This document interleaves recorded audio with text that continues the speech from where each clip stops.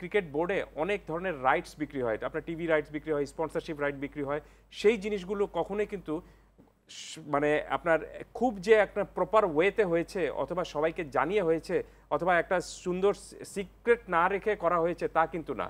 এখানে আমরা দেখেছি যে শুধুমাত্র দুটো তিনটো দলই বা দুটো তিনটো কোম্পানি অথবা দুটো তিনটো সার্টেন একটা সিন্ডিকেট আপনার পুরো জিনিসটা নিয়ন্ত্রণ করতো, এবং সেটা হয়ে আসছে বছরের পর বছর। এর ফলে যেটি হয়েছে যে বাদবাকি যারা রয়েছে তারা কিন্তু এখানে আর আগ্রহই দেখাতো না আপনার পার্টিসিপেট করার জন্য, কারণ তারা জানে যে we don't have any chances. So যে জায়গায় সুযোগটাই নেই সেখানে আমি খামাকাকা এখানে বিট করে আমার লাভটা কি হবে। সো এই যে ম্যাল প্র্যাকটিসগুলো চলে আসছে, এটা একদিনের বিষয় না, এটা অনেক দিনের বিষয়। এবং এখান থেকে ক্রিকেট বোর্ডের অনেক ডাইরেক্টর সবসময় বলেন যে আমরা এখান থেকে তো বেনিফিশিয়ারি কোনো বেতন নেই না, কাজ করি না, কিন্তু অনেকেই আপনি এই ধরনের নামে বেনামে আপনার কোনো না কোনোভাবে আর্থিক সুযোগ সুবিধা কিন্তু রয়েছে। এটা যদি আপনি জানতে চান যে তাহলে এটা আপনার প্রমাণটা কি, এই প্রমাণ করার দায়িত্ব কিন্তু আমার না। আপনি যদি এই অভিযোগ উঠে থাকে তাহলে এটা প্রমাণ করার দায়িত্ব ক্রিকেট বোর্ডের। ক্রিকেট বোর্ড এটা তদন্ত করবে। আর এখন আমি মনে করি যে বাংলাদেশ ক্রিকেট বোর্ডের গত 12 বছরে 12 থেকে 24 বছর 2024 পর্যন্ত টোটাল যে খরচ হয়েছে, কোথায় কোন খাতে কে খরচ করেছে, কি হয়েছে, এটার জন্য একটা আমি মনে করি যে একটা প্রপার অডিট প্রয়োজন, এবং সেই অডিট খুব দ্রুত করতে হবে। এবং সেটা যদি আপনি করতে এখন না পারেন তাহলে দেখবেন যে এই যে আপনার যে ম্যাল প্র্যাকটিস যেগুলো হয়েছিল সেগুলো কিন্তু আপনি আর হদিস খুঁজে পাবেন না। সো এটার জন্য খুব দ্রুত একটা অডিট করা প্রয়োজন।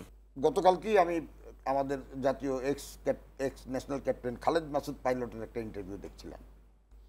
পাইলট সেখানে ক্লেম করলো যে বিপিএলে সে একবার সে তো আকিজের ক্লেমন যে সে কোম্পানিতে সে ক্লেমন স্পোর্টস একাডেমিতে সে হেড হিসেবে কাজ করে, সম্ভবত আকিজ গ্রুপের মাধ্যমে, সম্ভবত যদিও সে গ্রুপের নামটা বলেনি, সম্ভবত আকিজ গ্রুপের মাধ্যমে সে বিপিএলের স্পন্সরশিপ করতে চেয়েছিল। তাকে বিভিন্নভাবে 9-6 দেখিয়ে তাদেরকে ডিলে করিয়ে তাদেরকে স্পন্সরশিপটা দেওয়া হয়নি। পরবর্তীতে পাইলট জানালো যে আমরা যে অর্থ অফার করেছিলাম তার চেয়ে অর্ধেক অর্থে স্পন্সরশিপ দেওয়া হয়েছে। একজন জাতীয় দলের সাবেক অধিনায়ক যখন এই ক্লেমটা করে তখন সেখানে কিন্তু গুরুত্ব দিতে হয়। তার মানে কি, আমাদের যে বিভিন্ন রাইটস, অনেক রাইটস আছে, কিন্তু প্রতিটা সিরিজে স্পন্সর থাকে, জাতীয় ন্যাশনাল স্পন্সর থাকে, বিপিএল এ স্পন্সর থাকে, প্রিমিয়ার লিগে স্পন্সর থাকে, প্রচুর স্পন্সরশিপের ব্যাপার আছে। তার মানে এখানে যখন এরকম অর্ধেক টাকায় রাইটস বিক্রি হয়ে যাচ্ছে, তার মানে অন্যান্য জায়গায় একই রকম অনিয়মগুলো হয়েছে, সেটা আমরা ধরেই নিতে পারি। কারণ একজন এক্স ন্যাশনাল ক্যাপ্টেন ক্লেমটা করেছেন, তার ক্লেমটাকে আমরা ফেলে দিতে পারি না।